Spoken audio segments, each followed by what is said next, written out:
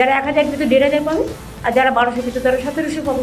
আমরা সবাইকে দিই। সেই তৃণমূল বাংলার মহিলাদের 1-1.5 টাকার মধ্যে সীমাবদ্ধ রাখতে চায়।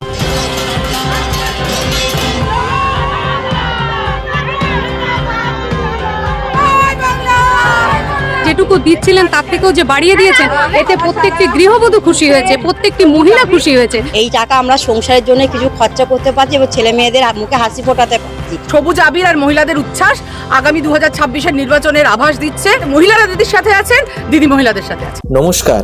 2026-এর নির্বাচনের ঠিক আগেই রাজ্য বাজেটে বড় ধামাকা করলেন মুখ্যমন্ত্রী মমতা বন্দ্যোপাধ্যায়। কম বয়সী যুবক থেকে মহিলা পর্যন্ত রাজ্যের সকলকে খুশি করতে কি কি বড় ঘোষণা করলেন মমতা ব্যানার্জি, তা আজকের ভিডিওতে আমরা আলোচনা করব এই ভোটমুখী বাজেটের টপ হাইলাইটস গুলো নিয়ে।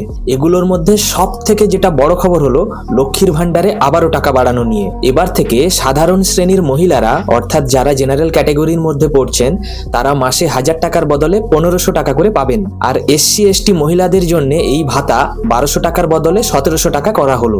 ইলেকশনের আগে আমরা যেটা বলেছি, আমরা সাধ্যমতো তার যে মেন কি পয়েন্টগুলো আমরা করেছি, এবং আজকেও যে বলা হলো লক্ষ্মীর ভান্ডার ফেব্রুয়ারি মাস থেকেই তারা পাবে। 500 টাকা করে বেড়ে গেল সবার জন্য। যারা 1000 পেতো 1500 পাবে, আর যারা 1200 পেতো তারা 1700 পাবে। আমরা সবাইকে দিই, ইউনিভার্সাল। অর্থাৎ ওনারা এখন মাসে 1700 টাকা করে পাবেন। রাজনৈতিক বিশ্লেষকদের মতে 2021-এর মতো এবারও রাজ্যের মহিলা ভোট ব্যাংককে ধরে রাখতে মমতা ব্যানার্জি এরকম মাস্টার স্ট্রোক করে দেখালেন। শুধু মহিলা নয়, এবার থেকে লক্ষ লক্ষ যুব প্রজন্ম, অর্থাৎ যাদের জেন জি বলা হয়, তাদের জন্যও একটি প্রকল্প ঘোষণা হয়েছে, যার নাম যুব শক্তি প্রকল্প। অর্থাৎ মাধ্যমিক পাশের পরে যদি কোনো বেকার যুবক বা যুবতী থাকেন এবং তাদের বয়স যদি 21 থেকে 40-এর মধ্যে হয়, তাহলে তারা এই ভাতার অন্তর্ভুক্ত হবেন এবং মাসে 1500 টাকা করে তারা পেতে থাকবেন। অনুমান করা হচ্ছে এর ফলে প্রায় 30 লক্ষ মানুষ উপকৃত হবেন। গ্রাম বাংলা এবং মফস্বল এরিয়ার পড়ুয়াদের ক্ষেত্রে এই টাকা ভীষণভাবে কাজে লাগবে। এই টাকা তাদের মেসের খরচা এবং পড়াশোনার ক্ষেত্রে একটা বড় ভূমিকা পালন করবে। এখানেই শেষ নয়, ছোট কাজের জন্য অর্থাৎ ডেলিভারি বয়দের জন্য এই বাজেটে বিশেষ উন্নয়ন প্রকল্প রাখা হয়েছে। সাথে মিড ডে মিলের বাজেট নিয়েও আলোচনা হয়েছে, যাতে স্কুলের ছোট পড়ুয়াদের ক্ষেত্রে পুষ্টির কোনো রকম খামতি না ঘটে।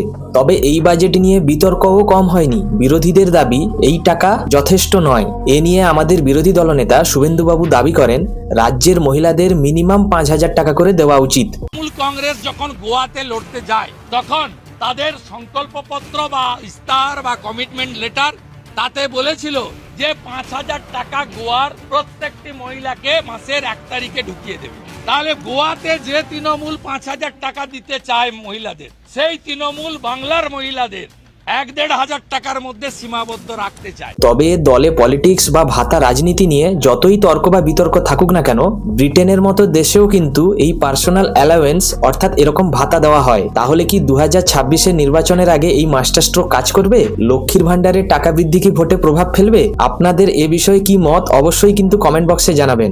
আর এরকম আপডেট পেতে আমার চ্যানেলটিকে অবশ্যই সাবস্ক্রাইব করুন। ধন্যবাদ।